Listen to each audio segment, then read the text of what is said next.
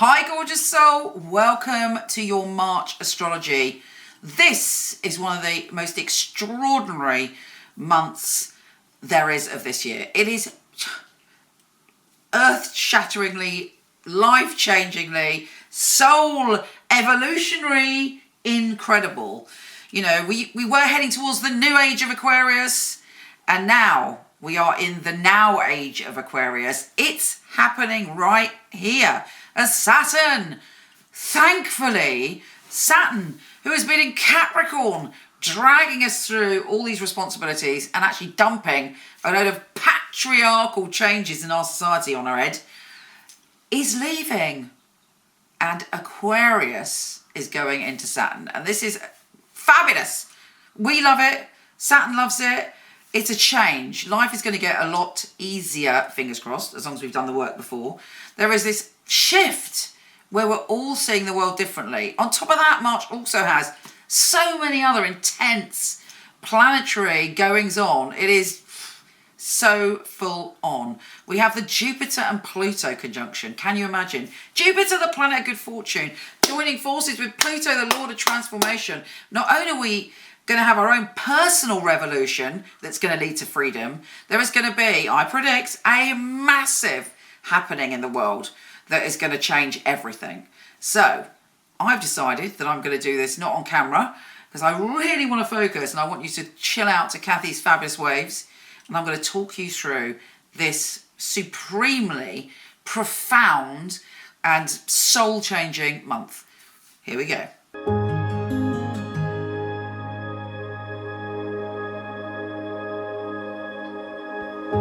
Hey Gemini, how you doing?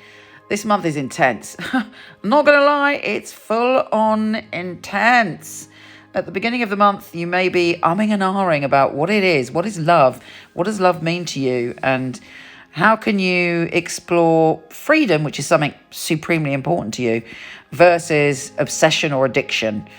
You know, so whether that's playing out in an external way, whether you're in a relationship and you want freedom, but also you're obsessed with what they're doing, or sometimes you're jealous and overwhelmed, and other times, you know, you're okay and you understand that we are all independent beings.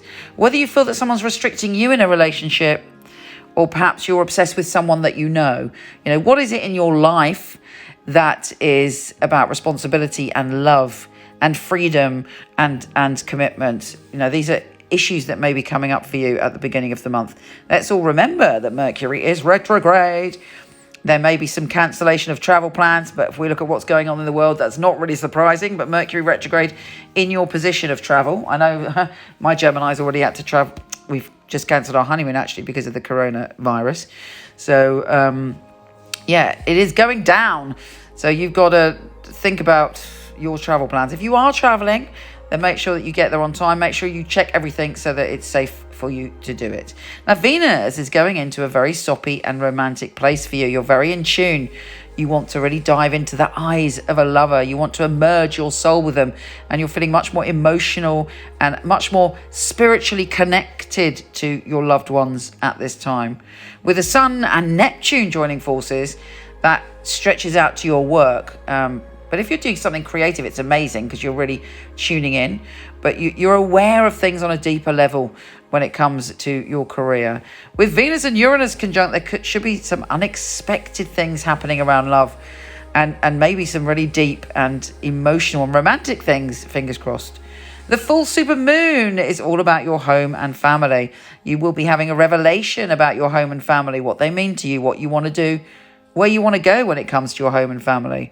Finally, Mercury goes direct around the 10th of March, and you're feeling much safer and much more aware of what you want and much clearer, although it won't be until around the 30th of March that Mercury comes out of retro shadow.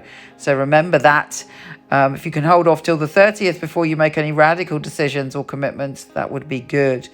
Now, Mars and Jupiter are joining forces, and there's some pretty intense primal energy in the air. If you are courageous, you will be rewarded, and there may be a situation where you need to be courageous around the 19th of March, but it will come naturally to you. You will feel it, you have it within you, and you are able to push ahead. With the sun going into Aries on the 20th of March, you're feeling that you really want to mix with people and you really want to hang out with people. And if you're not doing it, due to current health concerns in the world, if you're not doing it literally, you will be doing it online. But there's a great sense of camaraderie, a great sense of being one. Now, Saturn is shifting signs and it's going to be so much better for you. Fingers crossed. You're opening up to feeling freer and also finding out how commitment frees you. But it feels much, much easier than what you've been going through recently. There've been a lot of heavy things going on for you, and will help liberate you. I mean, Saturn does go backwards and forwards, but it's fundamentally letting you be free after 28 years or 30 years. There's a whole breath of fresh air coming your way. Now, Mars and Pluto are joining forces. This is a big thing in the world. It's quite intense. Life, death, rebirth. Some strength is called for, some heroics. But don't be pushy, don't be aggressive, don't be violent in any way, because Mars and Pluto are the warriors and you've got it in the primal zone. But you are fearless and you are powerful, but very important you don't lose your temper in March. The new moon gives you... Again, it's all about your connection with other people, you joining forces with people, you finding the right collaborators, you feeling a sense of belonging. With a new moon, you may be letting go and able to join forces with other people and to find your clan, find your squad, find the people that you feel most at peace with and that you can work with, and you have a great support system around you. And that is super important. Now, Venus is trine Jupiter. That should be a breath of fresh air around the 26th, where there is a lot of love and a lot of potential for growth and a lot of good fortune around relationships. Now, I've been talking at the beginning of this about the Jupiter and Pluto conjunction. Before you write in the comments that it's not until April, we will be feeling it from the 30th of March. And it is important that we start to get a sense of this energy as it's building, because it is an opportunity for huge transformation. Mercury goes out of retro shadow on the 30th of March also. So that's when you should feel the energy lifting. And Mars is making you wild and adventurous and free, with Saturn showing you that you can have freedom through commitment if you put your whole heart into it. Take care, gorgeous, and I'll speak to you soon. If you want to check out your written monthly, weekly, yearly astrology, pop over to my website, michelleknight.com. I'm not doing readings at the moment, but I do have a company of some of the best psychics and astrologers in the world. I've had the company for 20 years. I handpick them and they are fabulous. So I'm going to start to show you, starting now, their little videos on here. I'm Rosie. I'm a medium clairvoyant. I have a spirit guide who channels messages to me. The mediumship is absolutely wonderful because I'm just a messenger. I can empathise most definitely with people. I will also pick up on their emotions immediately as soon as I connect with someone. I'd like to describe myself as quite wise, a lot of life experience. I can identify a lot with a lot of the callers. I think if you've clocked up a few decades on this planet, it helps to make you a better reader because you can put yourself where the caller is. I like to really give people something about themselves, potentials in their own lives. Yeah, I like to be able to help people and empower them in some way, give them some answers if I can. I take my job very seriously because it's just people's lives you're dealing with.